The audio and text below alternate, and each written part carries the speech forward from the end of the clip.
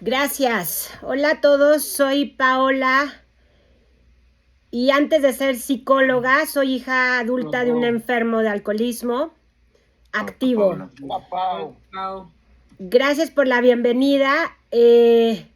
Mi misión de vida pues no deja de ser pegada al dolor de mi propia vida, que es haber crecido en la casa de los locos Adams, en la casa de los Monsters. Así como ustedes comprenderán, estuve muchos años en la loquera del control codependiente en mi vida. Y después me encontré con el programa de 12 pasos en hijos adultos y por supuesto con unas muchísimas horas de psicoterapia, formación como profesional y la voluntad de Dios para poderme formar como terapeuta y como acompañante de las familias de los alcohólicos y los adictos. Esa es mi labor. Más que tratar adictos, mi labor es acompañar a las personas codependientes, adictas al amor. Y hoy me gustaría hablar con ustedes sobre ello porque me he encontrado a lo largo del camino con la necesidad de explicar la codependencia, pero la codependencia en el vínculo con un alcohólico, con un adicto y el adicto como codependiente, que muchas veces en los grupos de 12 pasos, como debe de ser, solo se habla del consumo de sustancias y así debe ser, esa es la tónica, ese es el para qué. Pero generalmente el consumo de sustancias, si ustedes profundizan en su recuperación, van a ir dándose cuenta que en donde hay un gran problema es en el vínculo con las demás personas, sobre todo con la pareja. Y ahí es donde hay una profunda dificultad para sanar y para comprender. La explicación que hago y que tengo y con la que trabajo sistemáticamente con mis pacientes, tanto adictos a sustancia como adictos a personas, porque todos somos adictos al final de cuentas, dejamos de hablar, la adicción es la no palabra, la no dicción. Tú escogiste fugarte con una sustancia, pero probablemente la persona que te ama o te amó codependientemente decidió fugarse o no le quedó otra cosa en la vida que fugarse con el amor adicto hacia ti. Y la codependencia está íntimamente ligada de un lado y del otro al control. Y el control codependiente es lo que provoca la disfuncionalidad en la relación de pareja o en la relación con quien tú quieras, porque a final de cuentas estás proyectando una dificultad que nace en tu infancia y que nace de las personas que te criaron y que te enseñaron a amar. Lo mismo sucederá con la persona que decide amarte a ti como adicto o como alcohólico. Y ahí es donde se empieza a hacer un nudo muy complicado de entender, en donde la mayoría de nosotros abortamos la misión antes de siquiera sanar esa relación, pero es como un fantasma chocarrero que nos sigue persiguiendo a lo largo de la vida y se presenta como reencarnado en diferentes personas y situaciones. Y si no se sana, se vuelve en un hueco enorme o en un disgusto enorme o en un susto enorme, porque a final de cuentas vivimos con muchísima intensidad. La autora en la que me baso, te la recomiendo, tiene varios libros escritos en español y una amplia bibliografía escrita en inglés. Ella es Pia Mellody. Tiene un libro muy interesante que se llama Codependencia. Pia es una alcohólica en recuperación y junto con su esposo tienen diversas clínicas para recuperación de adictos, pero su enfoque no es el sanar únicamente el consumo o que el adicto pare de consumir la droga, sino ellos basan la recuperación de los adictos en sanar sus vínculos afectivos. Y su postura, su propuesta es bien interesante, porque si solamente centramos la atención en parar de consumir, que eso es en el principio de la recuperación, conforme pasan los años, más o menos como en un matrimonio, en tu relación con tu grupo de AA y tu recuperación, más o menos a los 7 años empieza a haber otra cosquilla de insatisfacción. Ya aprendiste el programa, ya hiciste los 12 pasos, ya estás, según tú, muy curadito y muy listo para la acción, y llega el embarazo de realidad en donde te das cuenta, si estás realmente en recuperación, que un problema profundo es tu relación y el vínculo con las otras personas y que no la has podido resolver del todo. Muchos alcohólicos y adictos en recuperación viven su recuperación temprana parando de consumir sustancia, pero la dificultad enorme de parar de consumir emociones se vuelve casi que imposible. Y en donde se consume la mayor cantidad de emociones es en las relaciones, sobre todo relaciones de pareja. Existentes o inexistentes. Es decir, puede ser que tu obsesión esté centrada en una pareja que fue tu amante mientras consumías y no en tu pareja como tu esposo o tu esposa, y la fantasía codependiente sigue en la idea de que teniendo ese objeto de amor, tú vas a ser feliz. Y que eres infeliz porque no está. O porque estuvo, pero como ahora ya está sobria, entonces va a estar mejor. O va a ser mejor. O vas a recuperar. Entonces, estoy hablando del principio de la recuperación. Yo sé que todos ustedes ya son viejos en el grupo, muy versados en esto, y entonces ya superaron la codependencia, pero para los nuevos ahí les va. Los demás, pues bueno, téngannos paciencia, los que estamos apenas aprendiendo a integrarnos como seres humanos funcionales, a ver si algo sirve. Fíjense, hay una parte interesante que a mí me gusta hablar sobre la niñez. Si tú estás en un proceso de recuperación necesariamente y haces un inventario minucioso de tu consumo y lo haces con una madrina o padrino de estos de la vieja escuela, vas a entrarle a la infancia. Necesariamente tu consumo empieza antes de tu primera copa. Y tu consumo comienza en tu relación con las personas más importantes de tu vida, que son tus papás. Ahí inició el consumo. Inicia el consumo primario que le decimos en psicología, que es el consumo de emoción. Y la distorsión de la emoción comienza justo cuando entramos en un vínculo distorsionado con nuestros padres. Si haces un buen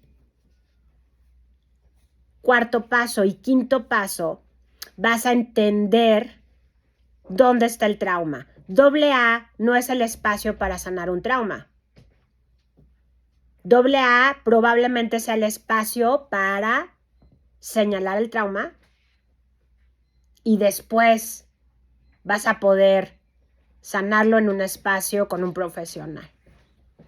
Incluso dicho por el fundador de AA, Bill W., no todo es para AA. Entonces ahí te dejo algunas pistas de cómo pudo haberse estructurado tu pequeño mundo cuando eras un niño, porque la codependencia se define como una inmadurez en el desarrollo emocional. Y esa inmadurez la llevas hasta tu vida adulta. Se habla muchísimo en la literatura de AA sobre esta inmadurez particularmente. Pero tú eres inmaduro y la pareja con la que te vinculas necesariamente es inmadura también. Tu coadicta, como le dicen en los 90s, así le decían a las parejas de los alcohólicos, ahora le dicen codependientes o alanonas o alanones o codas, que ya está más de moda, ¿no? Entonces, fíjate qué importante es que aprendamos que la inmadurez emocional es una respuesta a un dolor infantil, lo que Sigmund Freud denominó como trauma, que ahora lo usamos de todo. Me traumé porque no llegó, me traumé porque no sé qué, como muy coloquial, pero en realidad un trauma es algo que impacta de tal manera a tu psique que provoca que tú no puedas crecer de manera natural y de manera espontánea. Esta autora divide la vida el desarrollo infantil de una persona alcohólica diferente a como normalmente lo hacen los psicólogos clínicos. Y me gusta porque tiene que ver con la manera en que fuimos tratados cuando éramos niños. La primera situación que sucede es que cuando tú eres adulto, ese trauma o esa inmadurez emocional se convierte en tu modelo de vinculación. Entonces, cada uno de nosotros en recuperación tenemos que encontrar nuestro modelo de vinculación. O sea, cómo me vinculo en un patrón determinado, entro en vinculación con el otro. Y se repite, por lo tanto, ese tipo de vinculación a lo largo de mi vida si no sano el trauma. O sea, el origen de ese patrón de vinculación. Entonces, fíjate, la primera característica de un niño pequeño es que ese niño nace sintiéndose valioso. Nada más por simplemente existir. Y cuando va creciendo y tiene padres inmaduros, emocionalmente inmaduros, ese niño o niñita es comparado con otras personas o con otros niñitos. Y lo que sucede es que el niño puede sentirse menos valioso y empieza a sentirse en una dicotomía, si valgo o no valgo, y en una constante comparación y competencia con el otro. Mi valor entonces está puesto en cómo me comparo con el otro.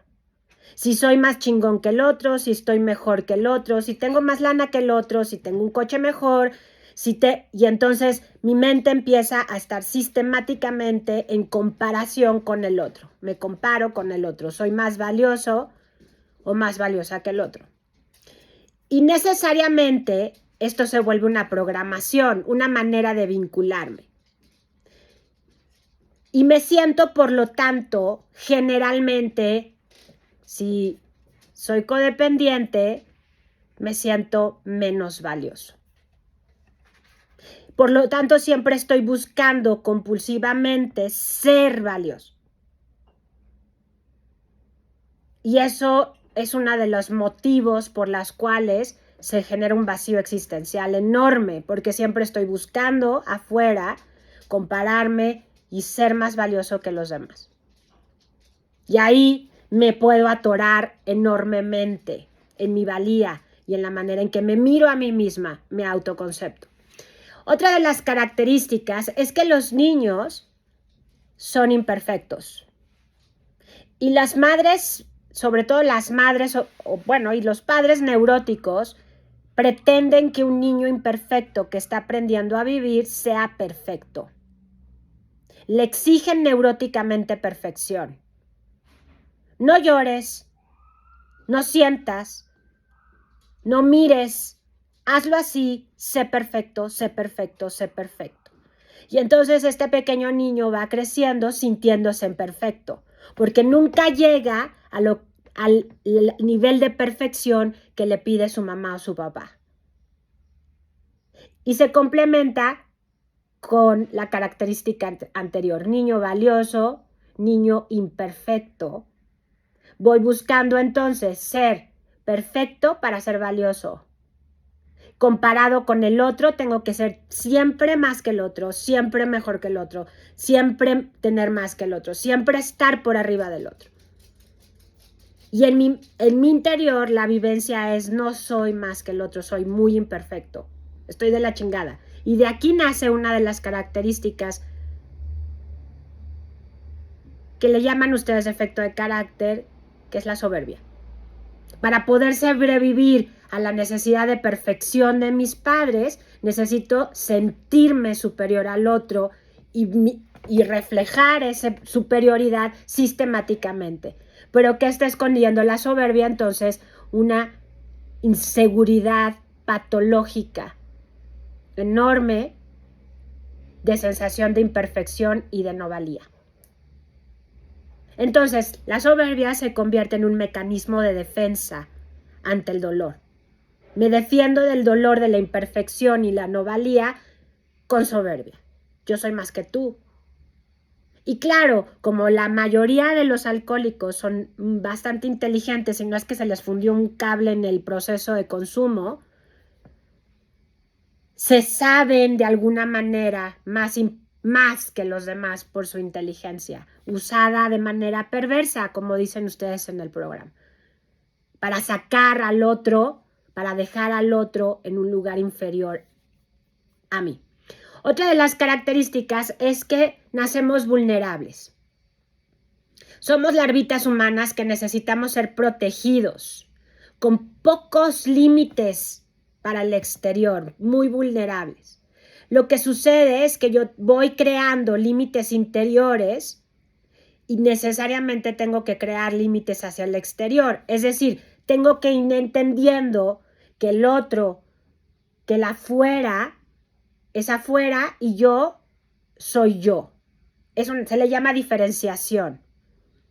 Y eso se crea en mi relación con mi mamá, principalmente. Pero si mi mamá está en otro rollo cuando me está criando, es decir, está preocupada por mi padre alcohólico, está en una depresión, tiene un trabajo muy demandante, está desinteresada en mí porque está interesada en otras cosas, me desampara y no me cuida, como debe de cuidarse una larvita humana. Y entonces, al no cuidarme, voy creando, voy sintiendo desamparo. Y entonces, si mis papás gritaban mucho, o se descontrolaban, o peleaban, o enmudecían, yo voy absorbiendo como larvita humana esas emociones.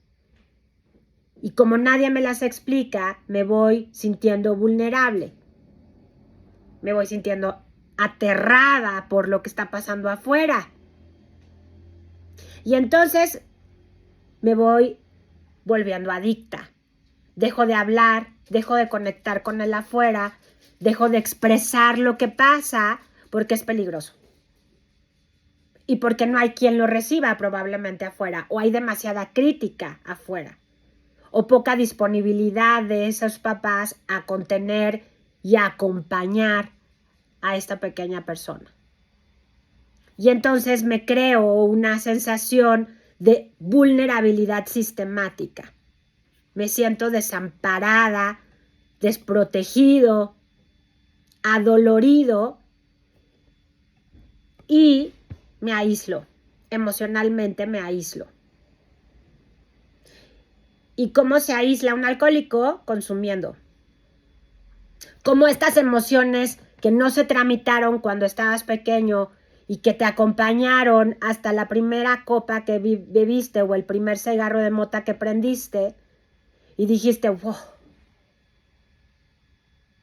listo, ya no hay vulnerabilidad, me estoy sintiendo por primera vez, seguro, tranquilo, no vulnerable, soy perfecto, soy capaz.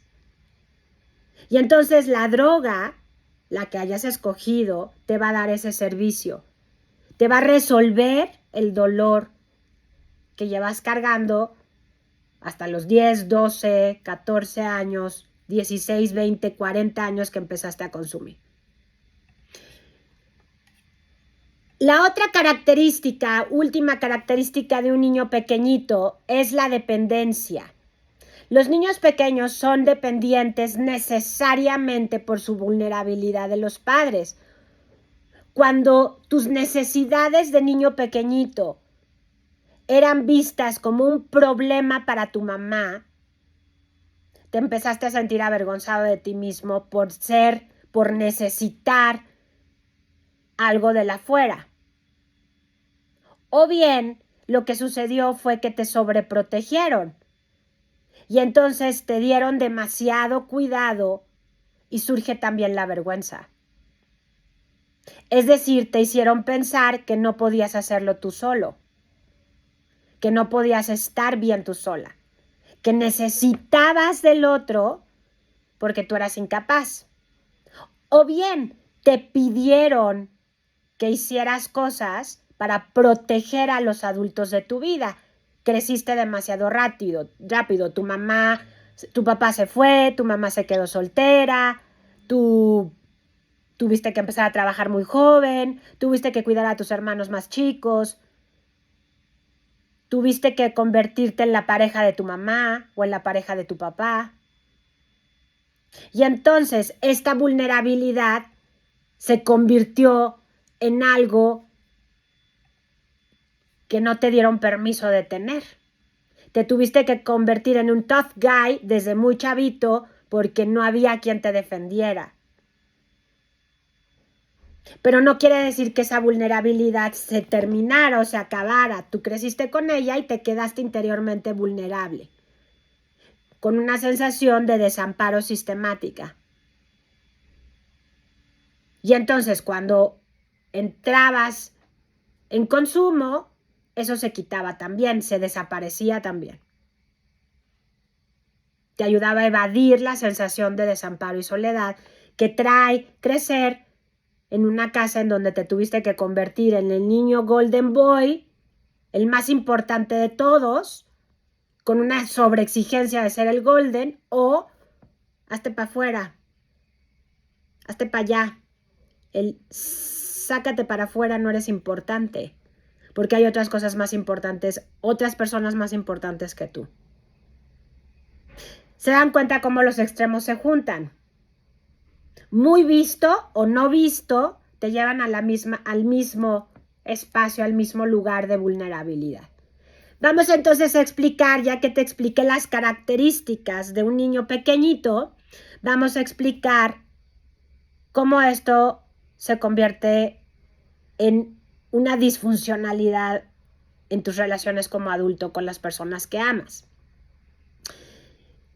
Pía le dice amor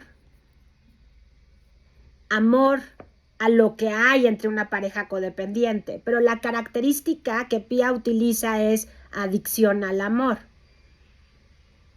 Entonces, yo no soy adicto y puede que, y ojo, antes de continuar, puede ser que tú seas ambas. Lo voy a explicar como una pareja que una de las partes o una persona en la pareja es adicta al amor y la otra es evitativa del amor. Y generalmente los evitativos del amor son adictos al sexo y a emociones muy intensas, o sea, a conflicto muy intenso. Entonces, la adicta al amor generalmente es la mujer, pero puede ser, es mujer, es femenina, pero puede ser que conforme vas avanzando en tu recuperación, haya sido un evitativo del amor y cuando empiezas tu recuperación, porque acuérdense que están igual, tienen las mismas heridas, nada más que una pareja se ve como en un espejo. Mi herida o mi hueco lo veo en el otro, pero del otro lado. Pero no quiere decir que no tenga la misma herida que yo. La expresa y la resuelve de diferente manera. Entonces, la adicta al amor es esta persona que crece en un ambiente en donde no la quisieron, la desampararon, la evadían, la hicieron crecer demasiado rápido, la abandonaron. Y entonces, necesariamente se va a enamorar de la fantasía de que esa persona no la va a abandonar, de que esa persona es perfecta, es un príncipe azul, es Thor, es perfecto. Y el evitativo al amor es un cabrón hecho y derecho que lee la necesidad en esta mujer y se convierte en Thor, se mete en una botarga, se pone su peluquita, sus músculos de foam, su martillito de plástico y está personificado en lo que ella necesita, en la fantasía que ella le hace ver que necesita. Y en un principio de la relación, en esos meses de enamoramiento, que puede durar un mes o puede durar 5, puede durar 6 meses máximo, el evitativo al amor se convierte en eso que la persona adicta al amor desea en su fantasía, la super mega enamora y él se hace pensar a sí mismo también en una fantasía que es eso, que es Thor. Pero se mete en una botarga. Y entonces cuando empieza a evitar el amor es cuando ella ya está sumamente enamorada de él, perdió la conquista, o sea, ya la conquistó, ya no hay rush, porque el evitativo al amor le gusta el rush, le gusta la emoción, le gusta la adicción. Entonces el evitativo al amor es adicto a la emoción y la adicta al amor es adicta a la fantasía. Entonces no hay amor en realidad. Ella está enamorada de una fantasía y él está fugándose con emociones fuertísimas como el enamoramiento, como el sexo de los primeros 3, 4 meses, que es explosivo, es novedoso, es genial, todo lo que sucede en las primeras etapas del enamoramiento. ¿Qué pasa con cada uno de ellos? ¿Qué va pasando a lo largo del camino de la relación? Tanto el evitativo como la adicta al amor sufren muchísimo. Por eso les dicen, cuando están comenzando su recuperación, que no entren en un vínculo afectivo si no tienen esposa. O sea, que se abstengan de tener novias o novios porque precisamente tu estilo de vinculación es adictivo y te puede llevar al consumo. Nada más que como es tan fuerte la adicción, y muchísimas veces es más fuerte esta adicción que la adicción a la sustancia. Esta es la adicción, a mi punto de vista, más difícil de soltar. Porque da mucho servicio. Y porque socialmente está aceptada como vínculo con una pareja. Y porque todos los seres humanos necesitamos vincularnos con otros. Somos seres sociales. Entonces, ahí te va.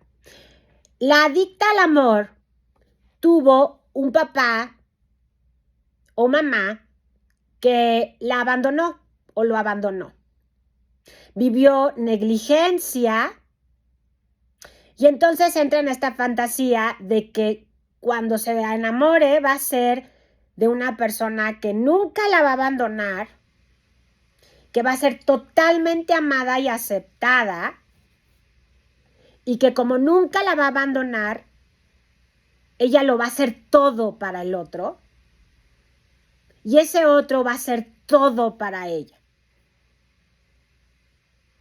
Y entonces crece esa fantasía cuando este buen hombre llega y se convierte en eso, en todo para ella. Está en todo momento en su vida, para todo en su vida, con todo en su vida. Y le cumple la fantasía. Y entonces la adicta al amor va a estar en la gloria, en consumo de esa fantasía, en el top de su fantasía. ¿Qué sucede? Que generalmente la adicta al amor necesita alguien como si fuera una pantalla de cine en donde se proyecta la fantasía perfectamente. ¡Pum! O sea, ese alguien no tiene que tener una individualidad formada, o sea, tiene que ser una persona suficientemente inmadura como para poderse amoldar a la fantasía que ella tiene del amor. Y entonces es una persona evitativa del amor. Esa persona evitativa del amor es perfecta para que ella pueda ver en esa persona lo que ella quiere. Porque si es una persona que tiene un carácter formado, necesariamente se va a presentar frente a ella como es y muy probablemente a ella no le guste. Y entonces no se va a enamorar de él porque no va a poder proyectar su fantasía en esta persona. Los evitativos del amor no muestran nada. Son como una pared en blanco en la que esta persona adicta al amor proyecta su fantasía perfecta. Y entonces se genera un vínculo obsesivo, infantil, con unos golpes de dopamina increíbles, porque por fin está mi hombre ideal frente a mí y entonces ¿a qué me vuelvo adicta? A la dopamina, o sea, conservar la fantasía viva. Y ahí es donde se inicia el control. Es decir, cualquier indicio de que tú no eres la fantasía que yo tengo en mi mentecita va a provocar que yo te quiera controlar, porque tienes que seguir siendo esa fantasía, si no puedo yo no volver a tener la fantasía, o sea, no volver a tener ese amor perfecto infantil. ¿Y qué va a suceder conmigo? ¿Me muero? Entonces, no. Todas tus imperfecciones son perfectibles. Todo lo que tú haces mal lo podemos resolver, no te preocupes. Entonces, ¿en quién te conviertes? Si eres evitativo del dolor para la adicta al amor, te conviertes en un proyecto. O sea, cuando empiezan a salir tus garras, tus colmillos, tu pelito en la espalda, ¿no? De que eres un monstruito, tu colita. Ella dice, no, eso no existe, métete. Y hagan de cuenta, si vieron la película de Lilo y Stitch, hagan de cuenta. Lilo no acepta que Stitch es un monstruo. Hasta que lo acepta y lo ama. Fantasía. Claro, que ella lo que hace es mete la cola en la botarga, tú metes tus dientes ya harto de estar ahí metido adentro, empiezas a quererte rascar porque ya te empieza a salir toda la cresta y al principio te controlas. ¿Qué pasa con el tiempo? ¿Qué pasa con el evitativo al dolor? Fíjate. La fantasía, y sigo con la adicta al amor, la fantasía es abrumadora, la fantasía de la adicta al amor es abrumadora para la persona evitativa. Es como una pequeña Elvirita, ¿se acuerdan de esa caricatura de los Looney Tunes? Que ella era una Elvirita que amaba a todos y los abrazaba y los apretaba y los quería y así es la adicta al amor. No me sueltes, no te vayas, no, aquí quédate, por favor, no sé qué. Y entonces el evitativo del amor empieza a sentirse muy incómodo. Al principio le encantaba, pero ya después decía, esta vieja es tremenda. Ya me tiene hasta la madre, ya. Entonces le deja de contestar el teléfono, la gostea, le empieza a hacer jaladas, empieza a decir, ya. It's too much. Mucha miel. Yo lo que quiero es buen sexo, nada más. Esta vieja ya está tú intensa, ya. Pero en la fantasía del adicto al amor es, chen, voy a perder el buen sexo del principio. No me conviene, aguántate, cabrón, aguántate. No, calma. Vamos a darle poquito. Y entonces se empieza a ir, se empieza a buscar otra, porque es adicto a las emociones fuertes, sigue consumiendo, a lo mejor no sustancia, o sí, porque entonces como ya está muy atrapado, como cuando estaba en casa con su mamá y su papá, que lo querían perfecto y lo querían controlar y tenía que cumplir con lo que le decían que debía de ser. Y entonces, claro que regresa a la casa de su infancia, igual que ella regresa a la casa de su infancia cuando él se empieza a desaparecer porque ella sufre de una huella de abandono enorme y el adicto a sexo sufre de una huella de sobreprotección generalmente y de sobreexigencia, de perfección. Ella fue muy abandonada y él fue sobrevisto, sobreprotegido o sobreexigido. Tenía que ser la pareja de su mami. Y entonces, ¿qué sucede? Ahí les va armando la historia. Se van, es como cuento de Cenicienta, pero al revés. Entonces, en esta fantasía, lo que la adicta quiere sentir, la adicta al amor quiere sentir, es lo que empezó a sentir al principio de la relación. Que para esa persona, para el evitativo lo era todo, pero acuérdate que era solo una proyección de su fantasía. El evitativo nunca le dijo en realidad que lo era todo. Actuó como que lo era todo, pero nunca lo fue. Y entonces, él, adicto al sexo o el evitativo, tiene una fantasía también, que es sexo a toda hora, en todo momento y emociones muy fuertes, muy, muy, muy intensas. Entonces, cuando yo empiezo a tener emociones muy intensas es cuando me empiezo a encabronar intensamente. Y entonces esos enojos fuertísimos, intensísimos, de ira, de arrebatos, de dolor, ¿no? Entonces se vuelven relaciones muy intensas con un sexo de reconciliación aún más intenso. Y todo se empieza a torcer porque la adicta al amor te quiere controlar y quiere que vuelvas a ser Thor. Y tú ya estás hasta la M y dices, ya me quito mi botarguita, adiós, adiós peluquita, adiós martillito, adiós musculitos de foam, este soy yo, y sale la ratita que eres, con pelitos y con garritas y todo, tembloroso de coca, ¿no? De supresión. ¿Ese eres tú? Y ella, no es cierto, ese no eres tú. Acuérdate quién eres. Y entonces te enganchas y te puedes enganchar por años, porque también ella te recuerda el ideal, tu ideal de ti mismo. Y ahí están, en pleitos, cada vez menos sexo, cada vez más pleitos, cada vez más control, cada vez más llanto, cada vez más ira, cada vez más desamor. Qué loco, ¿no? Pero yo sé que ustedes no han vivido eso. Solo las codes lo viven. Yo sé que ustedes son gente ya sanada en esto. Nada más es como un recordatorio de aquellos que lo vivieron alguna vez.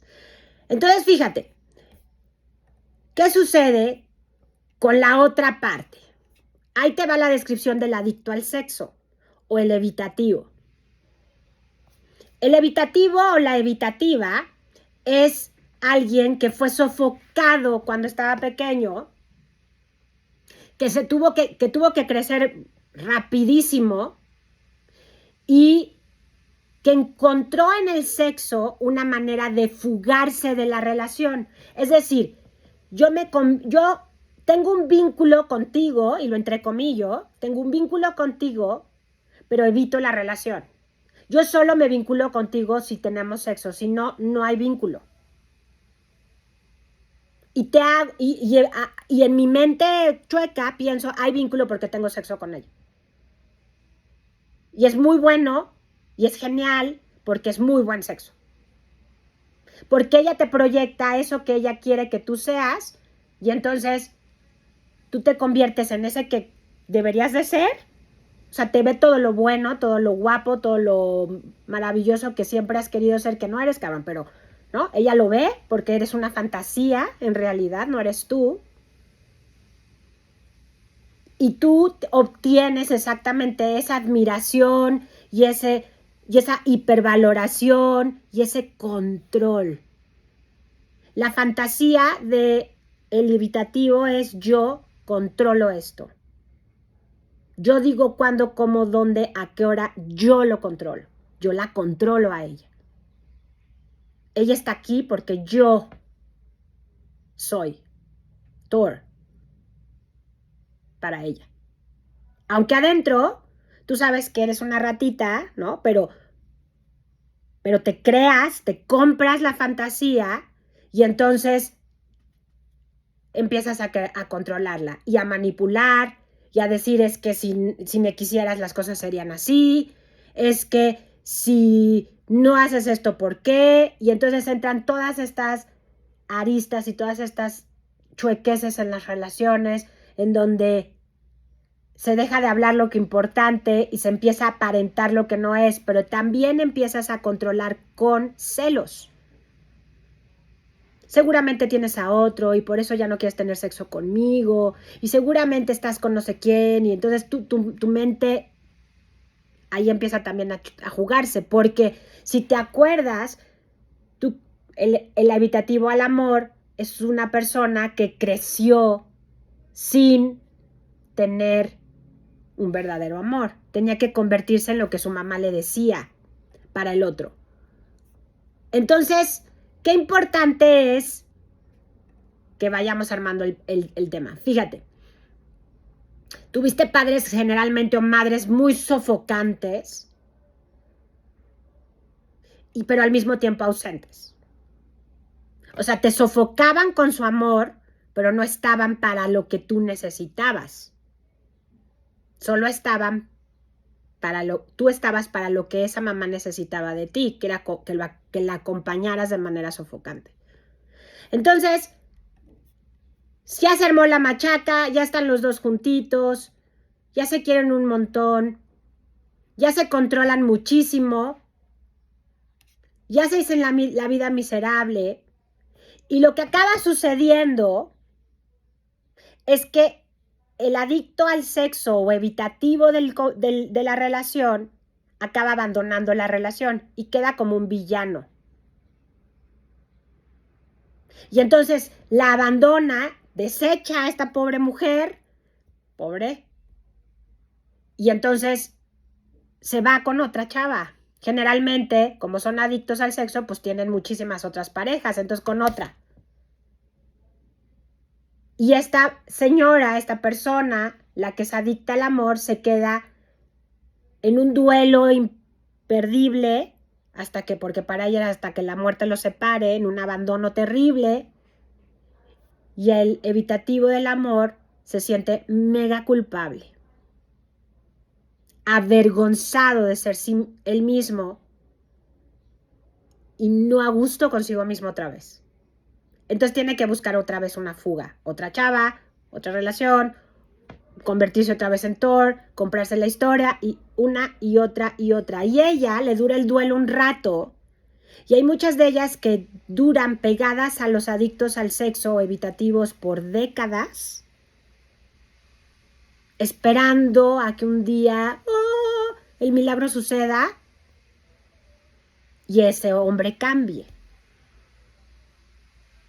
Y nunca sucede, porque ese hombre es este hombre. Ya entró a AA, ya seguro se va a poner buenito, ya va a poder saber amar. Y se cuentan unos cuentos así súper wow, que dices, no, él nunca va a ser ese que tú piensas que va a ser porque esa es una fantasía. Y entonces llegan y te vuelven a tocar la puerta y te dicen, ¿cuándo te vas a convertir en mi fantasía, por favor? Y tú de repente en estos intentos de recuperación te vuelves a querer convertir en la fantasía y todo mal, todo mal, todo mal, porque no eres esa persona. O sea, no vas a hacer la fantasía de ella nunca. Entonces te das cuenta cómo hay una falta de aceptación total. Total.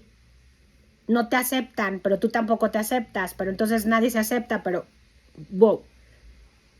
Hay una falta de identidad también. Yo no sé quién soy a menos que tú estés. Y yo no soy nadie porque si soy me convierto en lo que esa fantasía de esta mujer me dice que debería de ser. Entonces tampoco tengo identidad y hay una crisis profunda de identidad y por lo tanto una sensación de vacío existencial terrible. Porque no sé quién soy.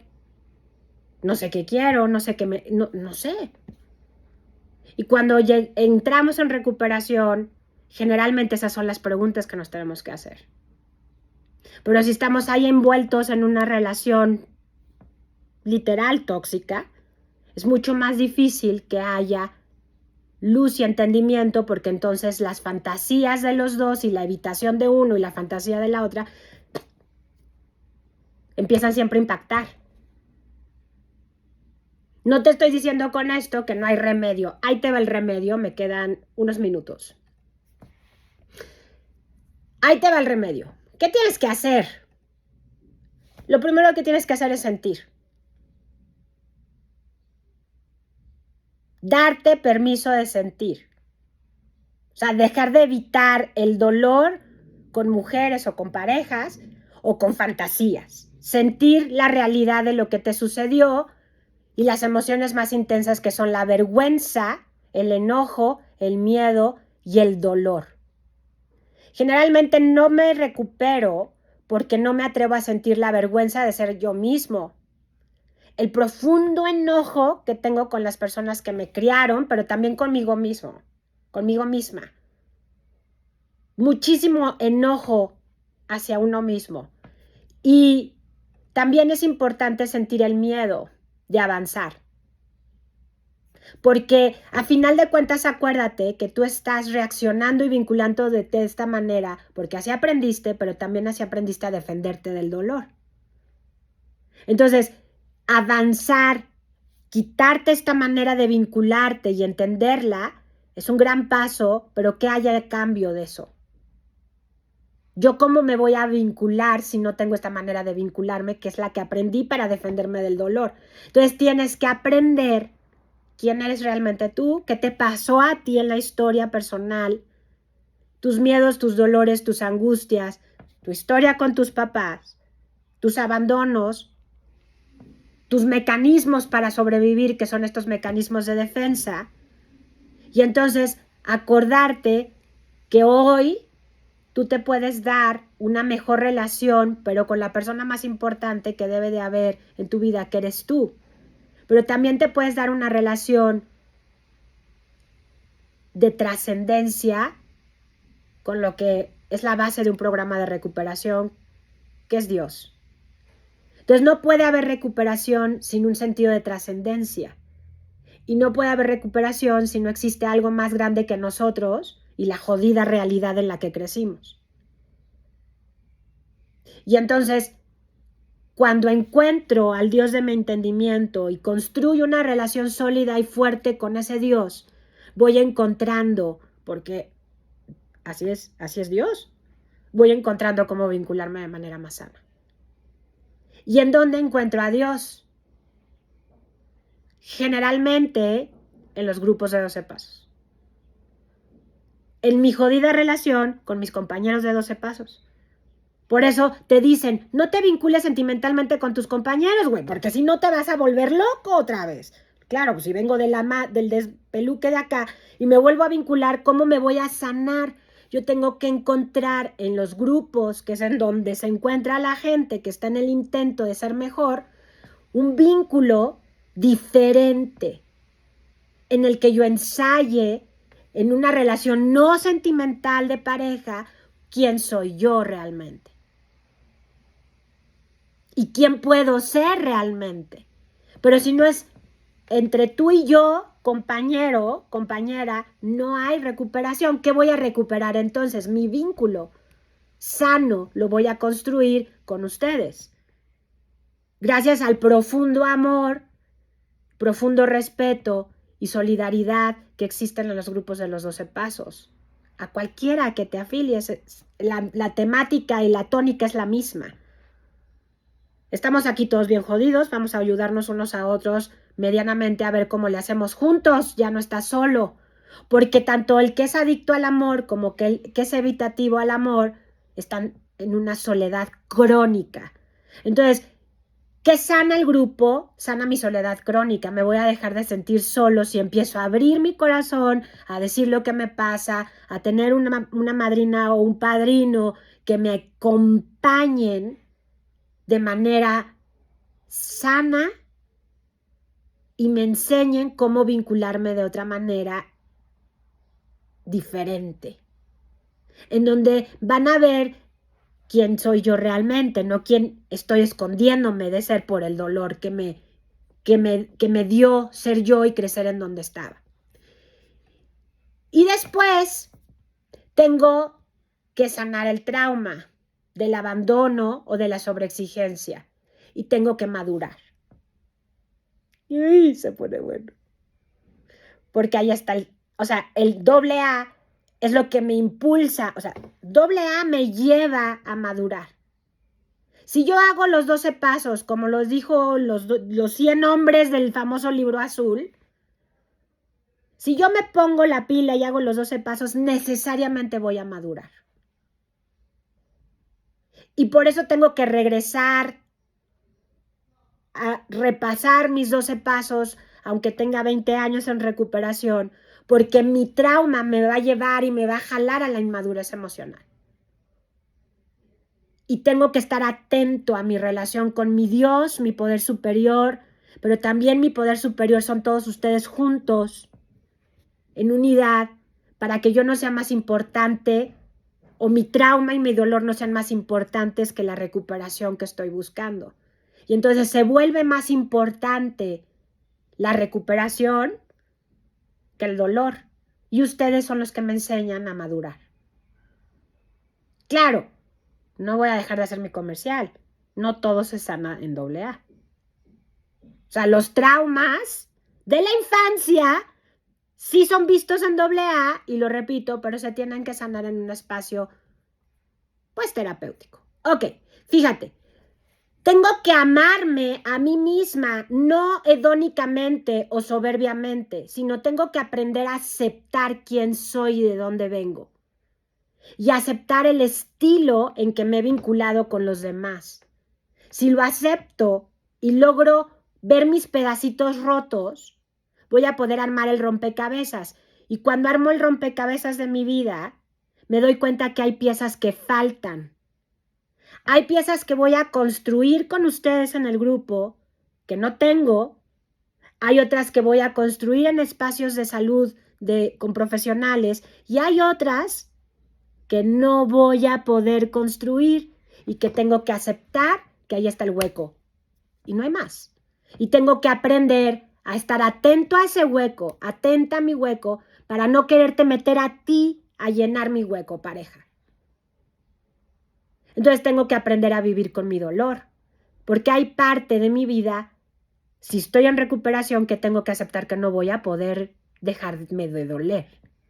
Hay pérdidas en el vínculo afectivo que tuve con mis padres que no van a sanarse.